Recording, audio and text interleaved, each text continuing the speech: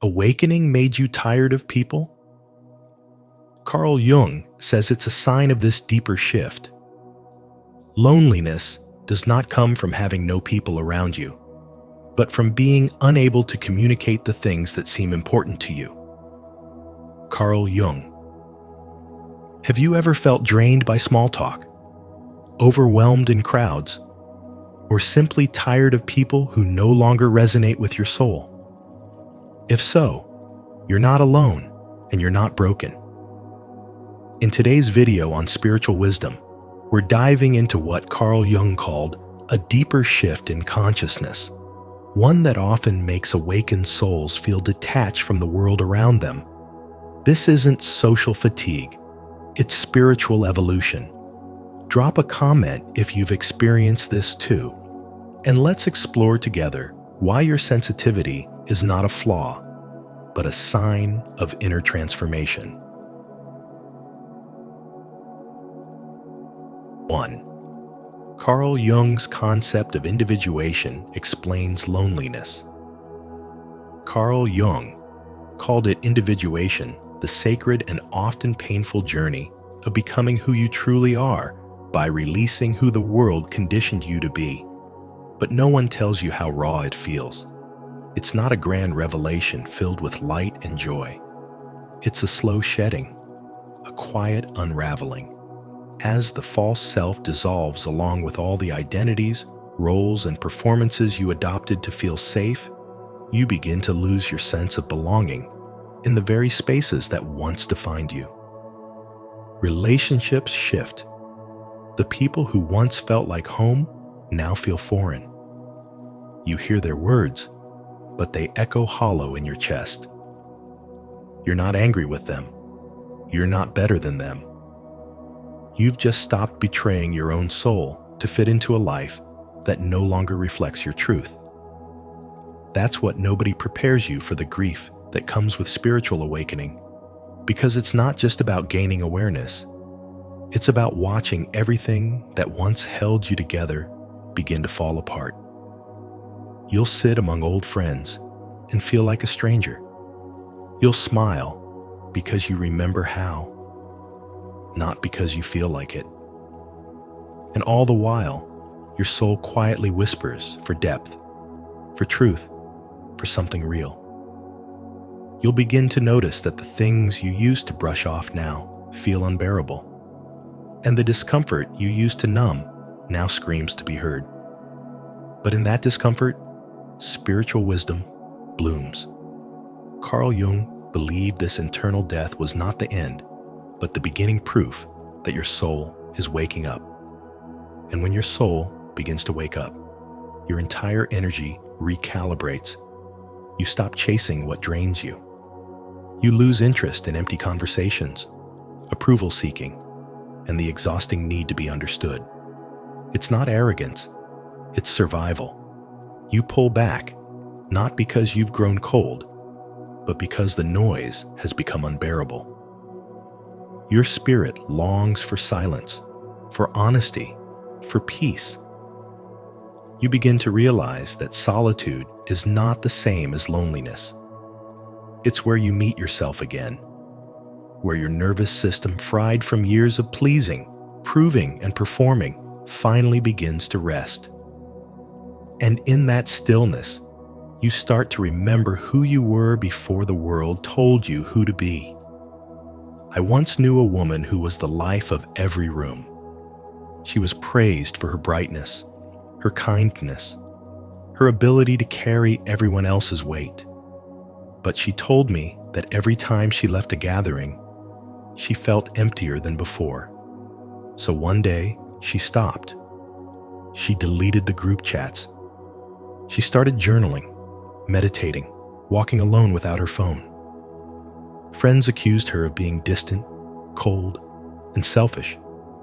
But in truth, she was simply coming home to herself. She wasn't losing her light. She was reclaiming it. That's what awakening looks like. It's subtle, often invisible to the outside world, but it changes everything. Carl Jung once said, "The privilege of a lifetime is to become who you truly are, But that privilege doesn't come without cost. It requires the death of who you are not. It asks you to question everything: your friendships, your values, even your own emotions. Suddenly, the love you once clung to reveals itself as codependency. The laughter you once shared feels like armor.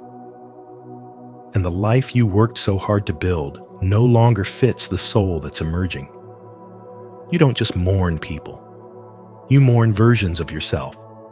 The one who tolerated chaos, who swallowed her truth, who abandoned herself in the name of harmony. You grieve for the years spent sleeping through life, numb and disconnected, chasing validation instead of freedom.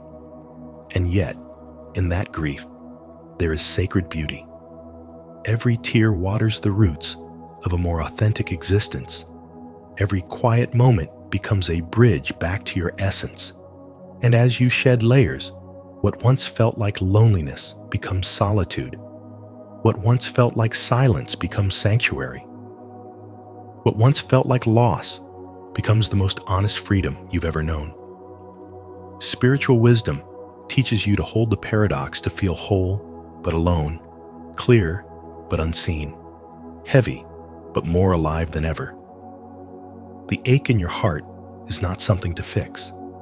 It's space being cleared for something holy.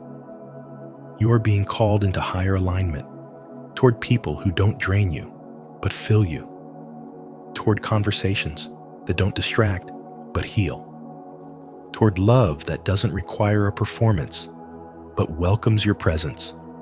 And though the path is narrow, though your heart may ache and your mind may doubt, every step you take toward truth is a step back to your soul. That's the real awakening, not a dream, not a vision, but a deep remembering that who you truly are was never lost, only buried beneath the noise. Comment below. I choose authenticity. If you're ready to embrace your individuation journey and let go of who you were told to be. 2. Awakening changes your frequency and creates emotional distance. Spiritual awakening shifts something deep within you, not just your thoughts or beliefs, but your entire energetic frequency. Suddenly, the world feels different. What once felt familiar now feels foreign. Conversations that used to bring comfort now feel repetitive and draining. You try to engage, to stay present, but your body tightens and your spirit resists.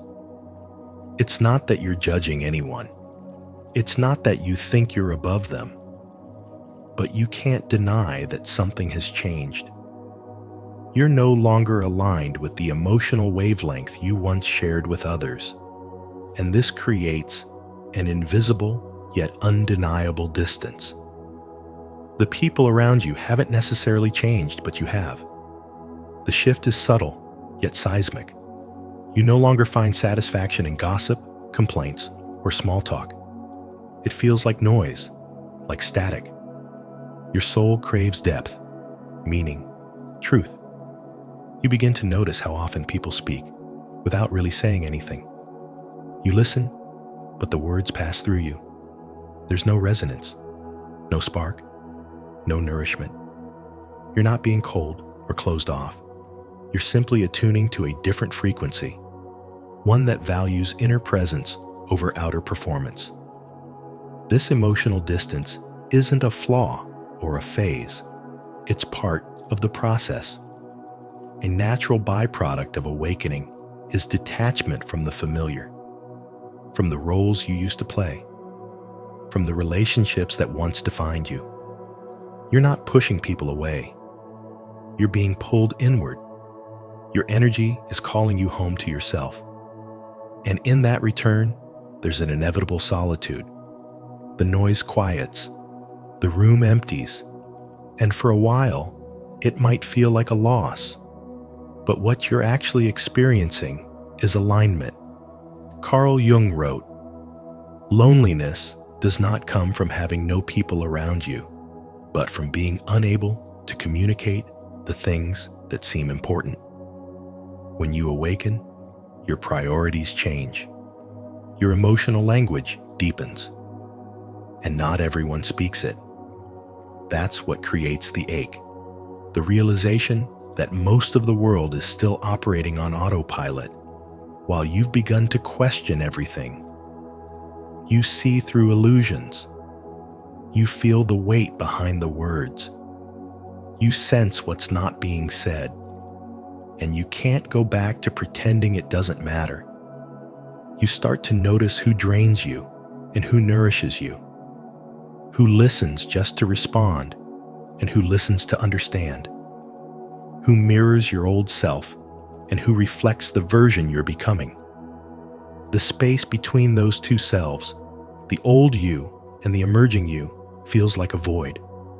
But it's not emptiness. It's sacred space.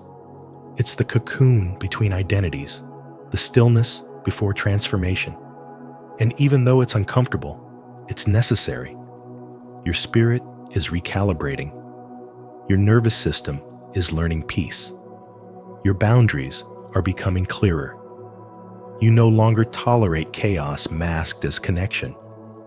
You no longer chase validation in places that never truly saw you. This isn't bitterness, it's clarity. This isn't detachment, it's discernment. You're not isolating yourself. You're protecting your frequency. You're making room for new connections that match your depth, your values, your truth. Let the silence stretch. Let the loneliness teach you. Let the disconnection refine you. Because you're not breaking down, you're breaking through. And on the other side of this shift, you will find people who feel like home. You will speak, and you'll be heard.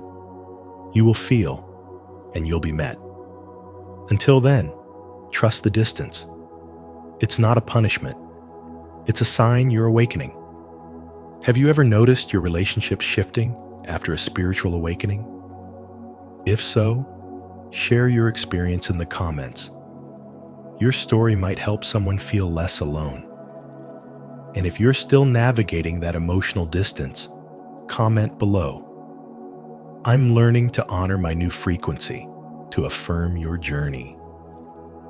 Let's grow together in this space of truth and transformation. 3. The real drain is not people. It's pretending to be someone you're not. You're not tired because people are toxic. You're tired because your soul is done performing.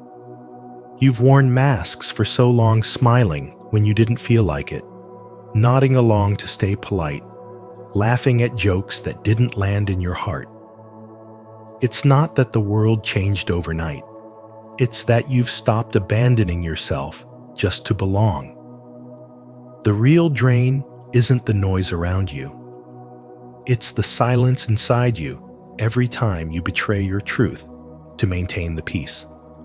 Carl Jung once said that individuation, the journey toward becoming your most authentic self, demands the breakdown of who you thought you had to be. This shift isn't comfortable. In fact, it's painfully disruptive.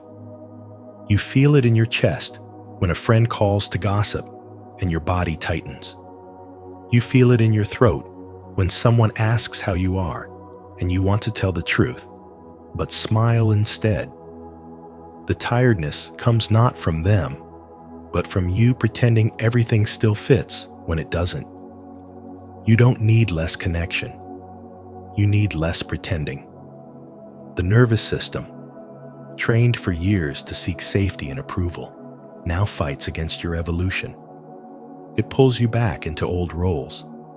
The agreeable one, the fixer, the strong one who never complains. But now, each time you step into those roles, something inside you winces. It's because your spirit has already moved on, even if your habits haven't caught up. There's nothing wrong with you for needing space. There's nothing wrong with you for canceling plans, for choosing solitude over small talk, for saying no without explanation. That's not selfish. It's sacred. You're creating room for your real self to breathe. And yes, it will confuse people. They've grown attached to the version of you that performed well, stayed quiet, and showed up no matter what it cost. But you've paid those costs with your peace, and your spirit is tired of the debt. This shift will feel lonely at first, but that loneliness isn't emptiness, it's clarity. You're not withdrawing because you hate people. You're pausing because you love yourself enough to stop leaking energy into situations that no longer align. You're not distancing to punish others. You're reclaiming the parts of you that have been buried beneath years of expectations, roles, and emotional labor. Carl Jung reminds us that the deeper you go into your own unconscious, the more you begin to live in alignment with your true nature. And as you shed what's false, you also shed the crowds that were drawn to the performance, not the person. What's left isn't emptiness, it's freedom. It's the beginning of genuine connection, rooted in truth, not in survival. You're not tired of people, you're tired of pretending. And that distinction changes everything. If this message speaks to your soul, don't forget to like, subscribe, and share your thoughts in the comments. Have you ever felt drained not by people, but by the pressure to be someone you're not? Let's talk about it below and continue uncovering what it really means to live in your truth. 4. Shadow work deepens self-awareness and sensitivity. Shadow work is not some mystical theory reserved for spiritual elitists. It is the raw, unfiltered reality of what happens when your soul begins to awaken. It doesn't come gently. It comes like a storm, ripping through everything you thought you knew about yourself. Suddenly, you're not just expanding into light. You're being dragged into the corners you spent years avoiding. The shadow isn't made of evil. It's made of everything you were told to hide. Your rage, your shame, your guilt, your unmet needs, your tears behind closed doors. As the layers peel back, you realize that what you thought was your personality was actually your protection. Carl Jung said, "One does not become enlightened by imagining figures of light, but by making the darkness conscious."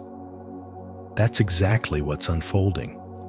You're not just waking up, you're remembering who you were before the world told you to forget. As you begin to walk this path, a strange thing happens. You start to feel everything, not just your emotions, but everyone else's too. You sit across from someone and you hear their words, but your soul picks up something else entirely. You hear joy, but feel fear. You see a smile, but sense anxiety. You listen to complaints, but underneath it all, you feel a hunger for love, for peace, for understanding. You're not becoming sensitive, you're becoming honest.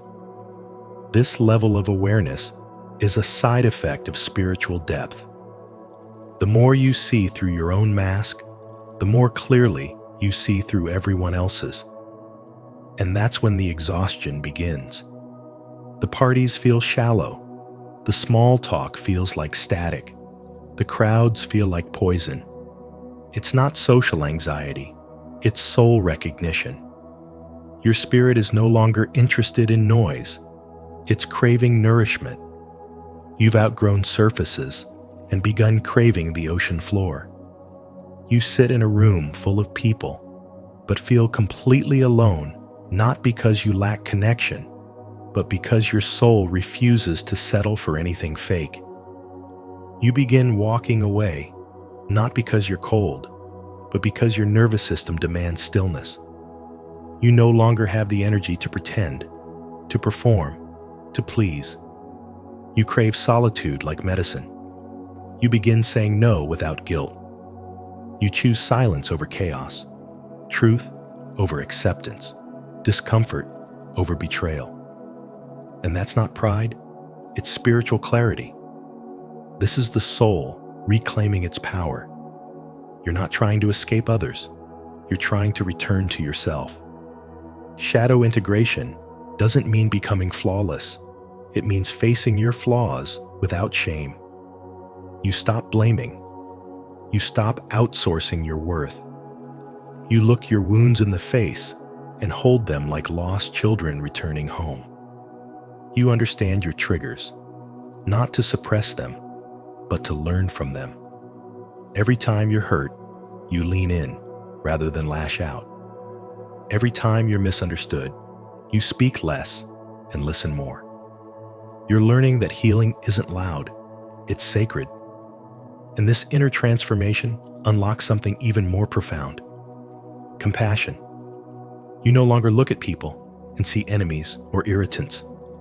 You see survival. You see fear masquerading as arrogance, wounds dressed up as ego.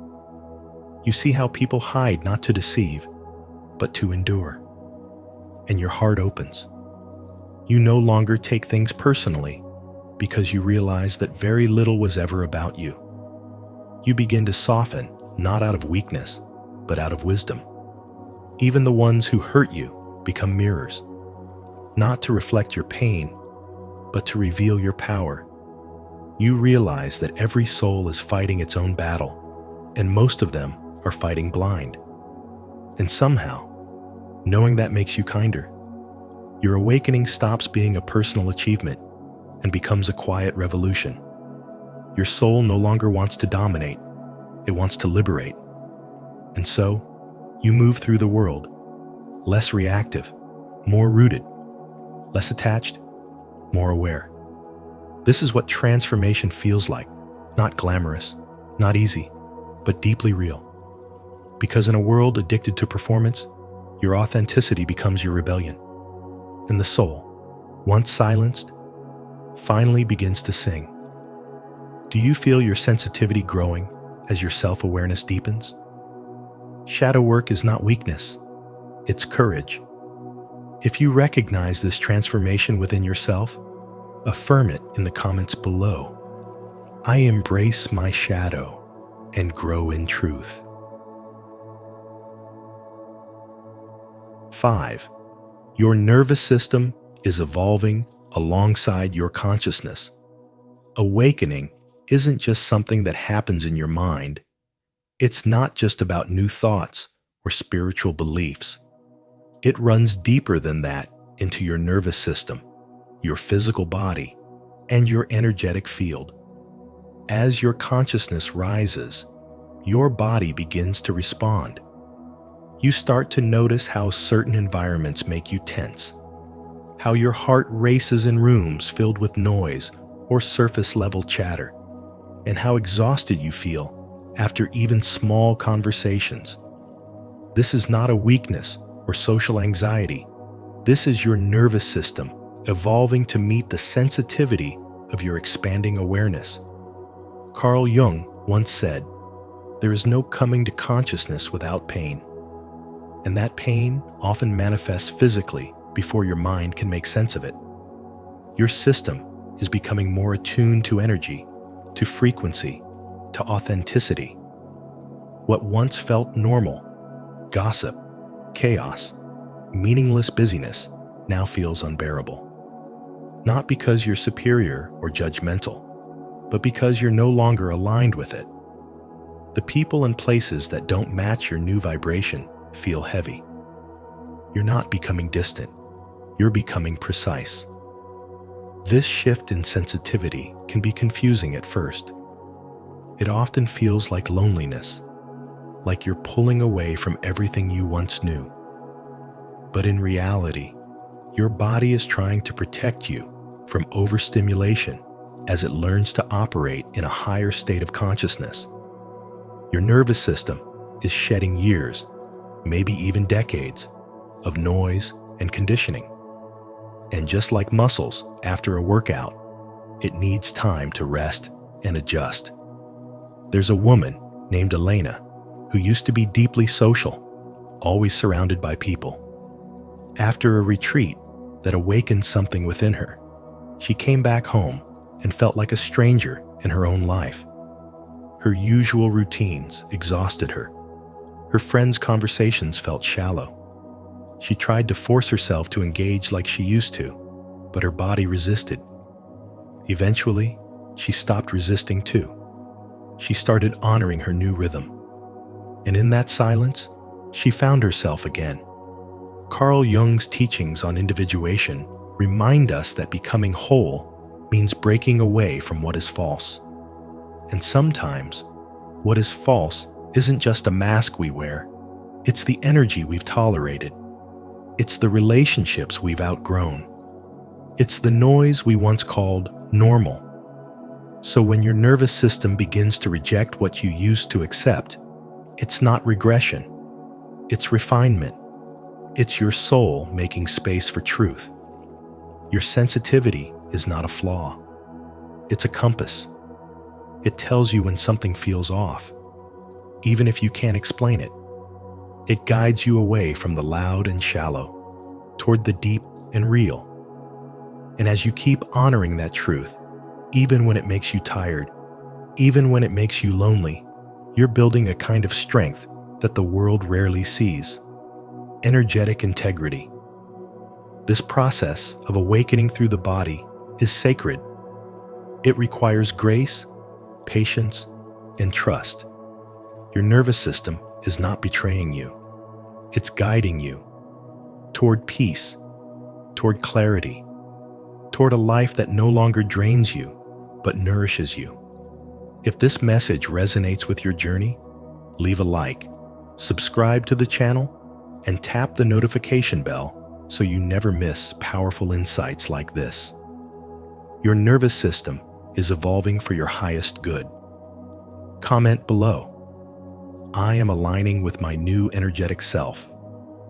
To affirm your transformation and inspire others on the same path. 6. You begin attracting more authentic, energetically aligned relationships. As you begin to heal, something deep within you shifts. You no longer crave attention from the wrong people. You stop trying to impress, entertain, or prove yourself. Without realizing it, your energy becomes clearer, more honest, and that honesty begins to speak louder than words. Suddenly, you find yourself uninterested in shallow conversations and emotionally unavailable people. You begin to crave something real, something that speaks to your soul, not your wounds. This is a sacred moment in your spiritual awakening, the moment your energy starts filtering out anything that was only meant to feed your survival patterns. You're no longer running on the need to belong at any cost. You're remembering who you are without the masks. But this shift doesn't come without discomfort. When you stop performing, some people will leave. Not because you've changed too much, but because the relationship was never built on truth. It was built on your performance. As that performance drops, so does the illusion of closeness. This is where solitude steps in, not as a punishment, but as preparation. The silence isn't empty, it's sacred. It's where your intuition becomes louder than your fear. It's where you learn the difference between being alone and being aligned. Carl Jung once said, "Loneliness does not come from being alone, but from being unable to communicate the things that seem important." You're not lonely. You're just no longer interested in communicating in a language that betrays your soul. During this sacred solitude, your energy field recalibrates. You're no longer broadcasting the frequency of fear, approval-seeking, or insecurity. You're radiating something much more powerful, wholeness. And wholeness doesn't beg, it attracts. You begin to notice that some people no longer text you back. Some invitations stop coming. And even though your mind may panic, your soul knows this is the clearing before the blessing. It's the pruning of old energies so that something more aligned can take root. And what comes next is not louder, but deeper. Real connection, real recognition, real resonance. The people who begin to appear feel different. Their presence is calming. Their words don't drain you. They restore you. You no longer feel like you have to shrink or edit yourself to be understood. These new relationships don't demand performance. They welcome presence. You feel safe, not because they complete you, but because they reflect the completeness you've discovered within. This is spiritual wisdom in motion, the unfolding of relationships that reflect your healed state, not your wounded self. Let this process take its time. Let the empty spaces stretch. Don't fill the void with noise. Don't run back to what hurt you just because it's familiar. Trust that your frequency is doing the work for you now. You're not just attracting people anymore, you're attracting reflections. And the clearer you become, the clearer they'll be. This isn't loneliness. This is alignment. This isn't a loss. This is liberation. And this isn't the end of connection. It's the beginning of something real, something sacred, something your soul has been waiting for your entire life. If this message speaks to your soul, take a deep breath and declare it now. I am ready for aligned, soul-nourishing connections. I trust what is meant for me will find me. 7. True awakening means wholeness, not superiority. Spiritual awakening is not about becoming superior to others. It's about becoming whole within yourself. The real journey begins when you stop trying to escape your pain and start embracing it as part of your story. Your spiritual path is not meant to make you feel above anyone else. That feeling of being more conscious, more aware, or more enlightened than others is not true wisdom. It's the trap of the spiritual ego. And the ego doesn't disappear just because you meditate or say affirmations. It simply puts on a new mask, often a holier one. Carl Jung said, "Until you make the unconscious conscious, it will direct your life and you will call it fate." That means the parts of you that you've ignored, rejected, or tried to spiritually bypass, the shame, the guilt, the inner child still grieving, these are not blocks to awakening. They are the doorway. The real transformation happens not when you rise above your humanity, but when you integrate it. You stop chasing the idea of perfection and start honoring your wounds as sacred. When you come into wholeness, your energy becomes stable. You no longer feel the need to prove anything. You are no longer triggered by people who don't get it, because you realize they're walking their own path, just like you once did. You don't need to control outcomes or convince anyone to change.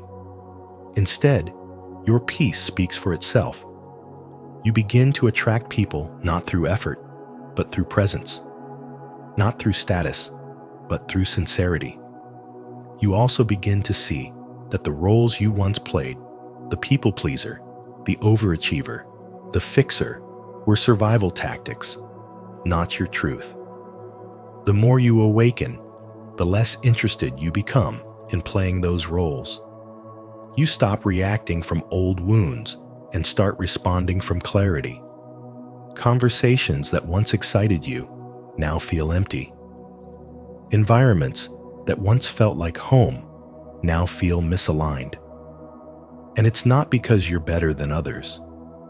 it's because you're no longer abandoning yourself to belong. This shift isn't loud. It doesn't look dramatic. It's subtle. You find yourself sitting in silence more. You feel less urgency to be understood. You're not running away from the world, but you're no longer ruled by it either. You become rooted in something deeper, your own essence. And from this grounded state, you emit a calm, loving, magnetic energy. Some will be drawn to it. Others will misunderstand it. But you no longer take it personally. You've stopped living to be received. You're living to be real. Wholeness is when your inner child, your present self, and your higher self are all sitting at the same table, finally seen, finally heard, finally loved. You are not fragmented. You are not pretending. You are simply being. And in that being, there is power. A quiet, unshakable power. Not because you have risen above the world, but because you have descended into the depths of your own soul and found peace even there. That is the essence of true spiritual awakening. To affirm your dedication to true awakening, declare your commitment to inner wholeness, not superiority. Comment below. I choose wholeness over ego. To honor your journey and inspire others to walk this path with humility, compassion, and truth. And maybe that's the part no one tells you, that awakening doesn't always feel like light and love at first. Sometimes it feels like distance, like silence, like pulling away from the noise so you can finally hear your own soul. But this shift isn't disconnection, it's realignment. You're not losing people, you're finding yourself. If this message spoke to something deep within you, don't forget to like this video, share it with someone who may need it, and subscribe to Spiritual Wisdom. Tap the notification bell so you never miss a moment of truth, healing, and awakening. Your journey is sacred, and we're honored to walk it with you. Why only the chosen women have these 7 hidden marks? Carl Jung once said, "Who looks outside, dreams. Who looks inside, awakes." This video invites you to explore the rare and powerful traits that set certain women apart, not by status or appearance, but by soul signature. These 7 hidden marks are not random. They are signs of inner initiation, spiritual calling, and divine purpose. If you've ever felt different, misunderstood, or like you're carrying a deeper mission, this message might be for you. As you listen, reflect on your own journey. Have you noticed any of these signs within yourself? Drop a comment below, sharing which one resonates most. And don't forget to like, subscribe, and turn on the notification bell to stay connected to more soulful insights here on Spiritual Wisdom. 1. She has a scar that turned into a sword. A chosen woman has endured betrayal, heartbreak, and loss not once, but many times, and yet she never let those moments define her. Instead of allowing pain to turn her bitter, she turned it into fuel. Every scar on her heart became a symbol of survival, and each wound transformed into a weapon of wisdom. She doesn't wear her scars like chains. She carries them like armor. What was once meant to break her now builds her. Just like Joseph, who was cast aside by his own brothers and later rose to power with grace and forgiveness. And like Hannah, whose tears watered the seed of a prophet, the chosen woman's suffering was not pointless. It was preparation. Her trials weren't punishment. They were divine training. In the silence of her loneliness, and in the chaos of her storms, she was being refined. Carl Jung believed that the most terrifying thing is to accept oneself completely. And this woman has done just that. She didn't run from her shadow. She met it. She didn't suppress her grief. She turned it into prayer. Her worship is not a performance for others. It's a cry from the battlefield. It rises not from a place of perfection, but from the ashes of survival. She has been through things that would crush most people, but instead of collapsing, she stood. And when she couldn't stand, she knelt. And when she couldn't speak, she wept. And even then, especially then, she was chosen. What separates her isn't her beauty, her intellect, or her success. It's the quiet strength forged in seasons no one saw. It's the sword she forged from her suffering. While the world often worships surface strength, she carries a sacred resilience. Carl Jung's teachings on individuation remind us that true wholeness only comes when we face the darkest corners of our psyche and claim them with compassion. This woman has done that work. She has integrated the light and the dark, the loss and the lesson, the ache and the awakening. Her presence carries a weight, not because she's loud, but because she's lived. She doesn't need to prove her worth. She already paid for it in tears. When others gave up on her, she leaned into faith. When love disappointed her, she didn't harden, she deepened. Her softness is not weakness. It's proof of her power. She knows that healing is not linear, and growth is not always visible. She also knows that every setback is sacred when seen through spiritual eyes. The scar that turned into a sword didn't just change her, it anointed her. And that sword isn't to harm, it's to guard the sacred calling on her life. Behind her quiet demeanor is a warrior spirit. Behind her smile is a history of battles won in secret. She is not just surviving, she is rising. With every scar, she becomes more whole, more honest, and more aligned with the woman she was always meant to be. If you've ever turned your pain into power, share your story in the comments so others can be inspired by your strength. If not yet, comment, "I will rise," and let this be the beginning of your transformation.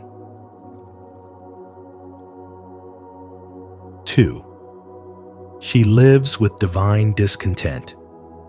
Even when everything on the surface seems fine, when her life looks successful, her relationship seems steady, and there's no obvious reason for unrest. A chosen woman often carries a silent ache, a spiritual restlessness that others can't see or understand. It's not confusion or discontent in the traditional sense. It's something deeper. It's heaven's whisper in her soul, a sacred pull urging her toward a greater purpose. Carl Jung spoke of this inner stirring when he said, "Who looks outside, dreams. Who looks inside, awakes." And that's exactly what happens inside her. She is not driven by ego or ambition, but by an inner knowing that she was never meant to settle for a life that looks good on the outside, but feels small on the inside. There is a divine discomfort that follows her, an invisible thread that pulls her forward, no matter how tempting it might be to stay in comfort. Like Queen Esther, she wasn't placed in position for convenience. She was placed there for a spiritual mission. While others rest in routine, she wrestles with revelation. While others seek stability, she is called to stretch. This is one of the sacred marks of a chosen woman. She does not numb her longing, she honors it. She understands that this holy ache is not a weakness, but a sign that her soul remembers something more. She can sense when her environment is too small for her growth. She can feel when her spirit is being called to rise, even if rising means leaving things behind. Gratitude lives in her heart, but so does the refusal to settle. It's not that she isn't thankful for what she has, she is, but she also knows that the spiritual path requires motion, and purpose demands transformation. Her soul will not allow her to stay hidden, no matter how comfortable the hiding place may be. And so, she learns to live in tension, grateful yet hungry, grounded yet reaching, peaceful yet on fire. That duality is not a contradiction. It is the evidence of divine selection. Heaven marks her not with ease, but with evolution. She isn't chasing something more because she's dissatisfied. She's following the voice of destiny because she knows she was made for more.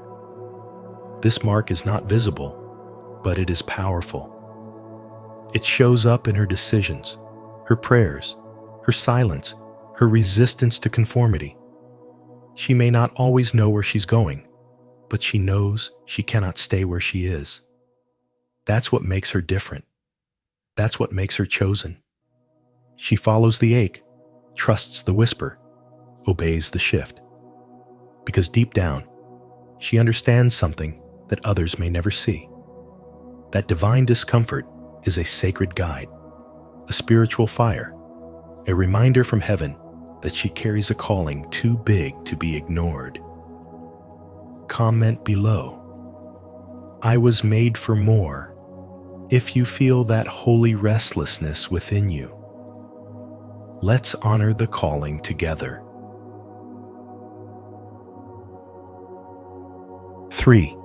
She feels deeply and carries hidden burdens. The chosen woman is marked by a depth of emotion that most cannot comprehend. She feels not only her own pain, but absorbs the silent sorrow of others like a sponge soaked in unspoken prayers. Her soul is not just tender, it is finely tuned to the emotional undercurrents that ripple beneath the surface of life. She weeps, not because she is weak, but because she is entrusted. Like Jesus, who wept for Lazarus, her tears are not empty expressions. They are sacred intercessions, carrying the invisible weight of others' grief straight to the heart of heaven. Her soul is a vessel of divine empathy, and she often carries burdens that were never hers to begin with. Yet she does so with a grace that defies explanation. This is not merely emotional sensitivity. This is prophetic sensitivity. She can feel a room shift before a word is spoken, sense pain behind a smile, hear the ache behind silence. She is the intercessor in the shadows, praying prayers that no one else dares to utter, feeling what others have buried, holding space where others have walked away. And while the world may overlook her, heaven leans in. She does not seek applause, and she rarely receives recognition. Yet the work she does in spirit echoes through generations. She is not loud, but she is thunderous in the spirit realm. Her strength is misunderstood, her softness mistaken for fragility. But those who truly see her understand she is made of fire wrapped in silk. Her burdens are heavy because her soul is ancient, chosen, and prepared for spiritual labor that others are not built to carry. And to the man who meets her, who slows down long enough to feel her presence, there is a shift stirring in his own soul, as if her pain whispers truths he's never dared to face. She becomes a reflection of the divine, not because she tries to be, but because she is. And this mark, the ability to feel deeply and carry what others discard, is one of the sacred signs that her soul is chosen. She is not broken by what she feels. She is refined by it. The suffering she carries becomes sacred fuel, not only to heal others, but to awaken them. And while her path is often lonely, it is not without purpose. For in her hidden tears lies the spiritual architecture of restoration, compassion, and divine wisdom. She does not explain her depth because she knows it cannot be explained. It must be experienced. Those who truly see her see not just a woman, but a soul that has been carved by suffering into the shape of sacred service. And that, more than anything, is why she is chosen. Don't forget to subscribe for more wisdom on carrying sacred burdens with strength and grace. And if you feel the weight of others' pain in your spirit, comment below. My tears are a prayer, so we know you're one of heaven's quiet intercessors. 4. She attracts unprovoked attacks. She attracts unprovoked attacks not because she is weak, but because she is powerful in ways most people can't explain. Her presence alone unsettles what is hidden in others, their shadows, insecurities, and unhealed wounds. Carl Jung taught that what you resist not only persists, but will grow in size, and her light, simply by existing, stirs the darkness in those who have not yet faced themselves. She is not just a woman. She is a mirror, a force, a vessel of something far greater than the world understands. She walks into a room and shifts its atmosphere without saying a word. Her truth disrupts illusions, and that disruption is deeply uncomfortable for those who live in lies. She doesn't have to prove her worth. Her energy speaks for her. Like Mary, the mother of Jesus, her obedience to her higher calling becomes a threat to every force that thrives in silence and submission. She carries grace like armor, and though she may be bruised by life, she turns every wound into wisdom. The spiritual warfare that surrounds her is not random. It is a reflection of the weight she carries, the purpose encoded in her soul. Carl Jung's idea of individuation, the soul's process of becoming whole, is not some abstract concept for her. It is her lived experience. Every attack is a strange validation that she's on the right path. She is not here to fit in. She's here to awaken. An awakening always disturbs comfort. Her very existence reminds others of what they've forgotten: their truth, their power, their purpose. And so, she becomes a target not because she seeks conflict, but because she embodies clarity in a world that profits off confusion. They project onto her what they cannot confront within themselves. She is judged for her silence, misunderstood for her solitude, and feared for her strength. But none of it breaks her. In fact, it reveals her. As she rises from every attempt to diminish her, she becomes more refined, more radiant, more rooted in the truth of who she is. She doesn't respond with vengeance. She responds with vision. Because she knows her battle is not of the flesh, it is spiritual. She was never meant to fight like the world fights. Her power is in her stillness, in her discernment, in her refusal to become what tried to break her. She is not a victim of darkness. She is proof that light cannot be extinguished. And so, while the world may not understand her, the soul does. The soul recognizes its own kind. She is not here to be liked. She is here to be light. Do you feel the attacks but stand anyway? Then you already know you're a threat to darkness. If this message resonates, declare it boldly in the comments. I carry light, and darkness fears me. 5. She is misunderstood and often isolated. She is not excluded because she is unclear. She is excluded because she is uncommon. Spiritually chosen women carry a presence, a depth, and a calling that others often misread as arrogance or aloofness, when in truth, it is a sacred distinction. You may be labeled as too quiet, too intense, too different. But what they call too much is often just the mark of someone who doesn't belong to the world, but to something far greater. Like Jesus in the wilderness, Moses in exile, or David tending sheep while everyone else was at the table, the chosen woman is set apart not as punishment, but as preparation. The silence around you is not a void, it's a sanctuary. Carl Jung taught that loneliness does not come from having no people around you, but from being unable to communicate the things that seem important to you. This is the soul of your journey. You are not meant to be understood by everyone, because your spirit speaks a language most have never heard. When God selects someone for a spiritual purpose, He often removes them from environments that would dim their light. Rejection becomes a form of divine insulation, protection from influence, drama, and distraction. You are not being cast out. You are being called up. The spiritual woman doesn't chase attention. She carries alignment. She walks into rooms and shifts energy without saying a word. Not because she is trying to prove her worth, but because she already knows it.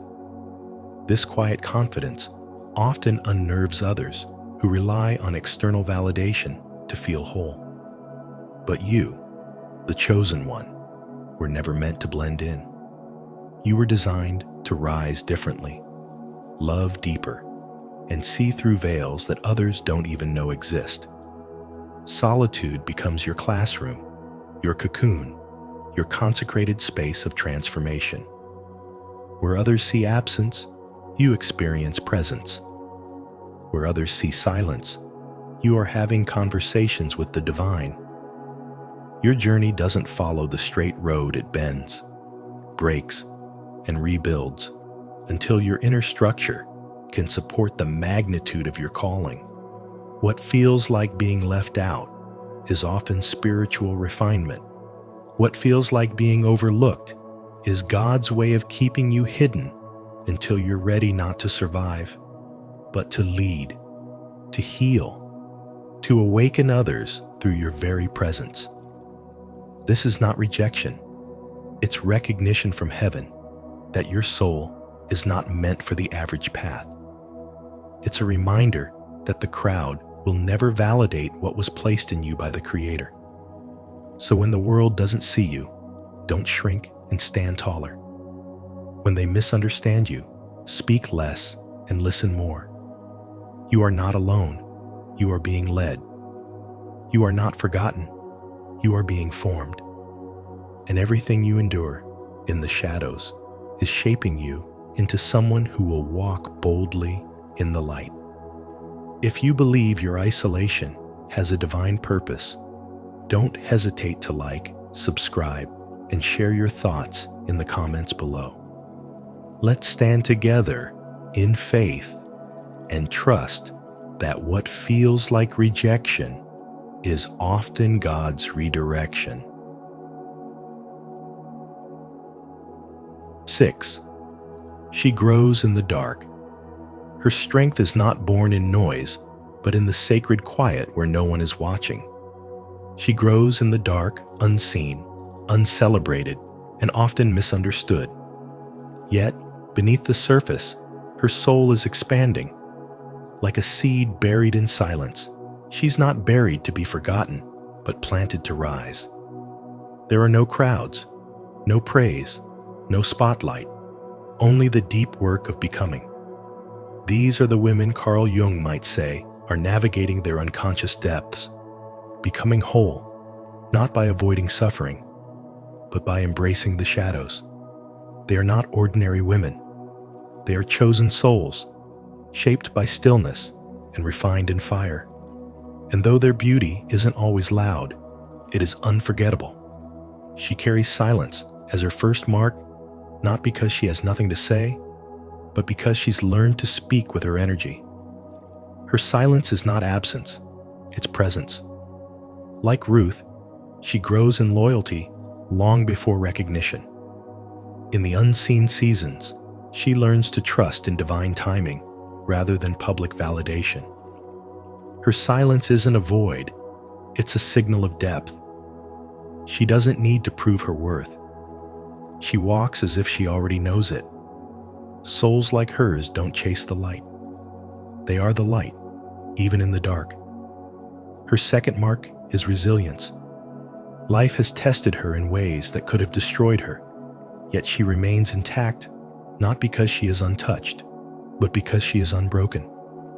Like Joseph, betrayed and abandoned before he ruled in wisdom, she too has turned betrayal into discernment and rejection into power. Her scars don't define her, they anoint her. She has fallen, wept, and risen again. Not for attention, but because something inside her refused to die. She is a soul that knows how to resurrect herself. Her third mark is spiritual discernment. She doesn't judge by what she sees, but by what she senses. Her intuition is not an emotional reaction, it's a compass. Like Moses, who heard God in the wilderness, she hears truth where others hear noise. She reads the unspoken, detects energy shifts, and walks in knowing without explanation. She cannot be deceived by charm or empty words she has seen too much, felt too deeply, to be moved by anything less than authenticity. The fourth mark is solitude, not as punishment, but as preparation. She is not lonely in her loneliness. She is aligned. In seasons when no one called, when the world grew quiet, she found her own voice. She became her own friend, her own healer.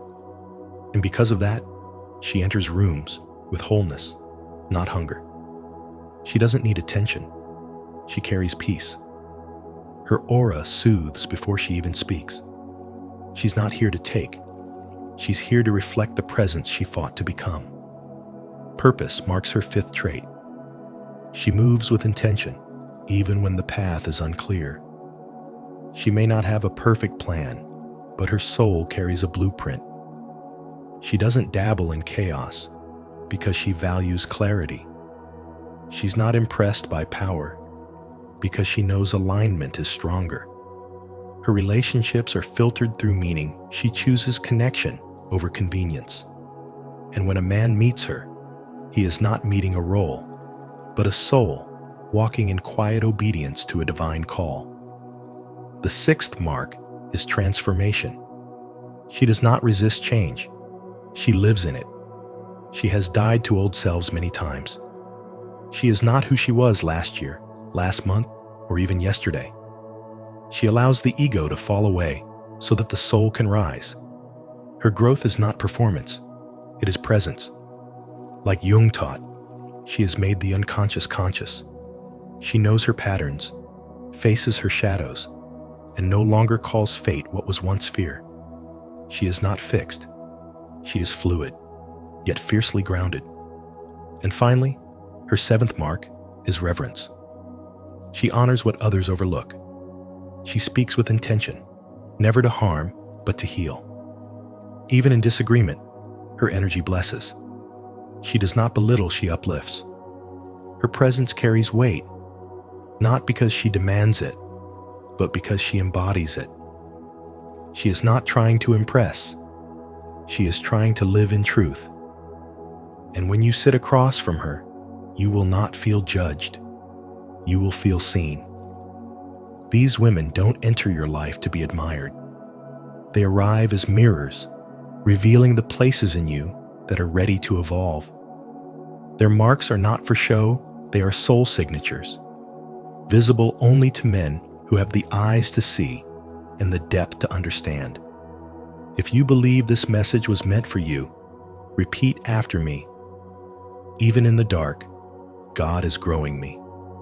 I trust the process and receive His timing. If that resonates with your spirit, like this video. subscribe for more, and share your thoughts in the comments below. We're growing together. 7. She has unshakable joy in dry places. She walks through deserts of delay, loss, and heartbreak, yet carries a joy that seems almost otherworldly, not because life has been kind, but because her soul has made a covenant with peace. Her joy doesn't ask for circumstances to change. It declares that even if they don't, she will not be moved. This joy is not performative, not borrowed, not shallow. It is spiritual steel, forged in fire.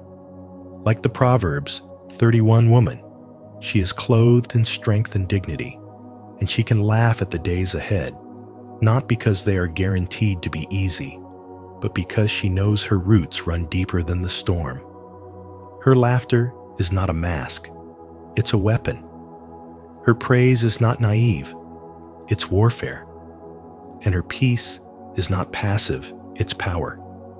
Like the prophet Habakkuk, who said, "Though the fig tree does not blossom, yet I will rejoice." She has learned to worship in the wilderness, to dance in the drought, to believe even when nothing makes sense. The world cannot understand her because she does not live by its rhythm. Her joy is not delayed until the blessing arrives. It is the blessing.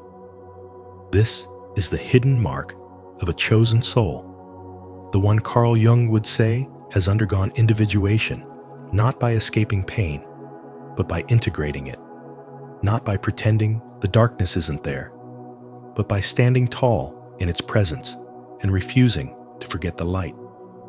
She does not crumble when the world withdraws its approval, because she no longer builds her identity on what can be taken away.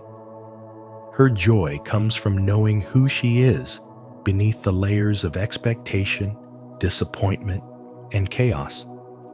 She has buried too many versions of herself to ever again question her worth. Her joy isn't loud, it's anchored. It doesn't shout to be noticed. It whispers in the shadows, "God is still enough."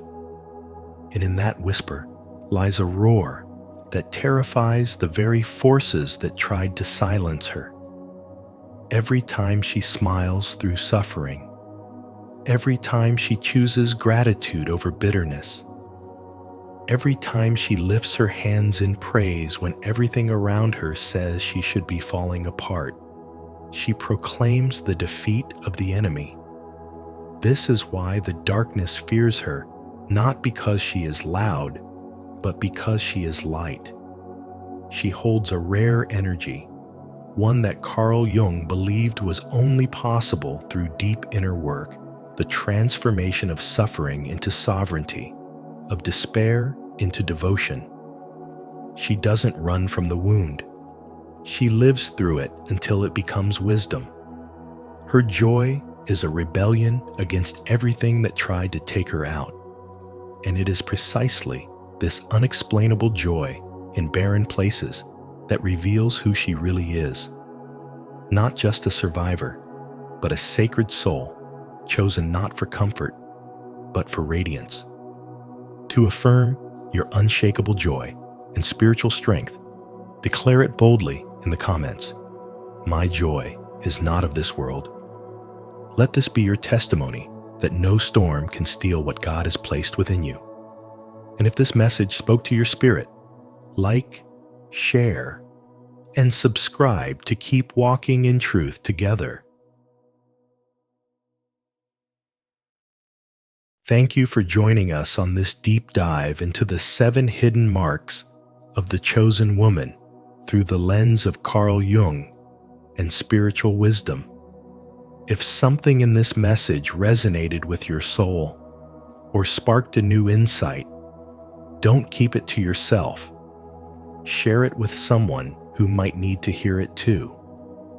And if you're on a path of awakening and transformation, make sure to like this video, subscribe to Spiritual Wisdom, and turn on the notification bell so you won't miss the powerful truths we'll continue to explore in upcoming videos.